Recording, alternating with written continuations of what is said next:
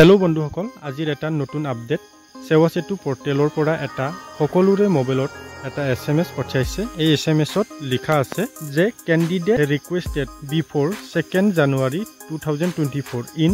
employment exchange of Assam year requested for re-registration through সেৱা সেতু portal on before 15 August 2024 failing which their employment exchange registration will be invalid ইয়াতে কোৱা হৈছে যে 2024 2 জানুৱাৰী পূৰ্বতে যি সকল পাৰ্টিয়ে employment exchange registration কৰিছিল আপোনালোকে কিন্তু সেৱা সেতু পোৰ্টেলৰ দ্বাৰা 2024 15 আগষ্ট বা 15 আগষ্টৰ আগতীয়াকৈ আপোনালোকে employment exchange খন কিন্তু পুনৰ registration কৰিব লাগিব তেতিয়াহে আপোনালোকৰ employment exchange খন বৈধ বুলি ধৰা হ'ব নহলে আপোনালোকৰ employment exchange খন অবৈধ বুলি ধৰা হ'ব হেহে আপোনালোকে পলম নকৰাকৈ 2024 15 আগষ্টৰ আগে আপোনালোকে employment exchange খন পুনৰ registration কৰি লব লাগিব তেতিয়াহে আপোনালোকৰ